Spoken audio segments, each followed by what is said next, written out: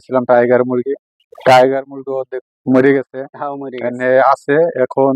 এই যে ফার্মে এই মুরগি দেখলাম নেড়ে দেয়, পরে যে বাইরে যাচ্ছে নেড়ে দেওয়ার পরে আসার পরে দেখছি না সবকিছু ঠিকঠাক আছে, এই কারণে আমি বাইরে নিতে বাচ্চা নেবো। আসলে দেশি আমি একটা ভিডিও করছি, অবশ্যই। সদরপুর থেকে আসছিল আপনার মতো এরকম লম্বা চড়া, সেই ভাই বলতেছে আসলে আমি টাইগার আনছিলাম 100, তবে ভাই এমন অবস্থা অর্ধেক শেষ।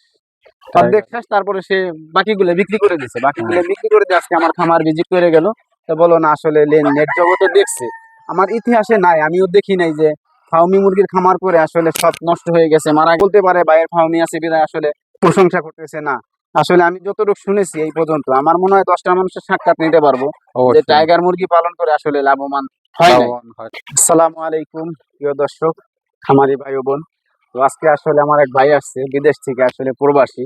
কোন দেশে থাকেন ভাই? আমি কুর্দিস্তানে ছিলাম। কুর্দিস্তান। তো আসলে ভালো টাকা ইনকাম করেন হয়তো। আসলে প্রত্যেকটা মানুষ চায় আসলে দেশে থাইকা একটু ডাইল ভাত যদিও হয়, তাও আসলে দেশে থাইকা আসলে প্রবাসে না যায়, দেশের ভাই বাড়াদের সাথে থেকে মা বা সন্তানের সাথে থেকে আসলে 2 পয়সা কামাই করে যদি ডাইল ভাতও খাওয়া যায়, আসলে প্রত্যেকটা মানুষ এই প্রত্যাশাই করে, আমার যতটুকু আশা। অবশ্যই। আজকে তো এই ভাইয়ের কাছ থেকে আসলে জানার আশা, ভাই কিন্তু আসলে ভালো একটা রাষ্ট্রে থাকে, ইনশাল্লাহ অনেক টাকা বেতনও পায়, কিন্তু তারপরও আজকে এই খামার জগতে কয়েকটা সিটও নাকি আসলে করছে। কি কি করছে আসলে কোনটা কি করছে ভাইয়ের মুখ থেকে আজকে শুনবো। ভাই শুরু করেন, আসলে কি নিয়ত করে আসলে এই খামারে আসা, যে খামার করবেন? ভাই কিন্তু বাচ্চা নিতে আসছে, তাই আজকে ভাইয়ের মুখ থেকেই শুনবো। শুরু করেন আপনি। বাইরে আইছি, আসার পরে দেখছি যে অনেক গাড়াগাড়ি করে দেখছি, পয়লা দেশি মুরগি কটা উড়েছিলাম, উড়েছিলেন করা, পরে দেশি অর্ধেক মরে গেছে, তারপর উড়েছিলাম টাইগার মুরগি অর্ধেক মরে গেছে, এনে আছে এখন।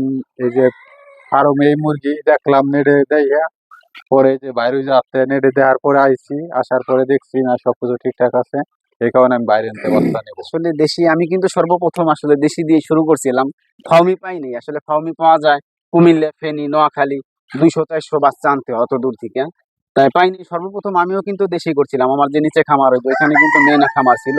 তো ওইখান থেকে যখন দেশি দিয়ে শুরু করলাম, আসলে কোনো কিছুই হয় না। আসলে দেশি চাহিদা কেমন, আসলে 2টা 4টা 5টা মুরগি থাকে একটা মানুষের, ওই চাহিদা মেটানো যায়। খালি ডিম 50 টাকা, 80 টাকা, 100 টাকা বিক্রি করা যায়, কিন্তু আসলে বাণিজ্যিক আকারে যখন বেশি হয়ে যায় তখন আসলে আর ওই দেশি মানুষ থাকে না। আসলে একজন কয়ালি ডিম নিবে, আসলে তখন আসলে বাণিজ্যিক আকারে ওই ফার্মের যেই দাম, সোনালির যেই দাম, ওই দামটা চলে আসে। ওই দাম যদি চলে আসে, আপনি দেশি পাইলে আসলে লাভবান হইতে পারবেন না, হওয়া যাবে না।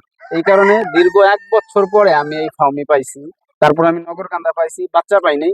একটা মহিলা খামারি ছিল, তার ওয়াইফ ছিল বাহিরে, সে আইনে দিয়ে গেছে। তারপর আমি কিছু ডিম আনছিলাম, ওইখান থেকে আস্তে আস্তে বাচ্চা ফুটাইয়া মাত্র 28টা ডিম আনছিলাম, ওইখান থেকে শুরু করে আল্লাহর রহমত এখন কখনো 700, কখনো 800, কখনো 1000, কখনো এরকম হয়ে যায় বাচ্চা ছেল দেয় ইনশাল্লাহ। খুব রোদ প্রতিরোধ ক্ষমতা ফার্মির এত সুন্দর। একটু আগে একটা ভিডিও করছি, সদরপুর থেকে আসছিল আপনার মতো এরকম লম্বা চড়া, সেই ভাই বলতেছে আসলে আমি টাইগার আনছিলাম 100, তবে ভাই এমন অবস্থা অর্ধেক শেষ। তারপরে সে বাকিগুলো বিক্রি করে দিছে, বিক্রি করে দিয়ে আজকে আমার খামার ভিজিট করে গেল। তো বলো না আসলে নেট জগতে দেখছে, আমার ইতিহাসে নাই, আমিও দেখি নাই যে ফার্মি মুরগির খামার করে আসলে সব নষ্ট হয়ে গেছে, মারা গেছে, এরকম নাই। আসলে অনেক দর্শক বলতে পারে ভাইয়ের ফার্মি আছে বিধায় আসলে প্রশংসা করতেছে না।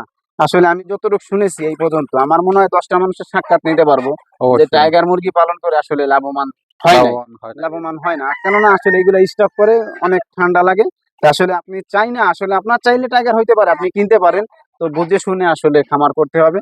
টাইগারের বদনাম করবো না আমি, টাইগার মুরগি সেও একটা মুরগি, আল্লাহর দানীয় জিনিস, অবশ্যই আল্লাহ পাক দিছে ব্যবসার জন্য। হয়তো মানুষের একটু নরম আছে, যেমন পোল্ট্রি মুরগি পালতে গেলে কি একদম সন্তানের মতো পালতে হয়, একটু ঠান্ডা লাগলে, একটু বাতাস লাগলে নষ্ট হয়ে যায়, একটু হিট হইলে মারা যায়। ঠিক টাইগার মুরগিটা কিন্তু সেচো ওইভাবেই করা হয়েছে, টাইগার মুরগিটা করা হয়েছে ব্রয়লারের থেকে, আমি যতটুকু শুনছি বড়দের থেকে, আর শোনা কথাই বললাম। তো আসলে আমি মনে করি রোগ প্রতিরোধ ক্ষমতার দিক ফার্মি মুরগি এত সুন্দর, একটা ফ্যামিলিতে যদি 5টা মুরগি থাকে, আমার মনে হয় না তার কোনোদিন ডিম কিনে খাইতে হবে। অবশ্যই এত ডিমের মানে পার্সেন্টেজ, আমি যখন 35টা প্যারেন্টস 36টা, আমি 35টাও ডিম পাইছি, অসাধারণ। আসলে কি ডিমের পার্সেন্টেজ!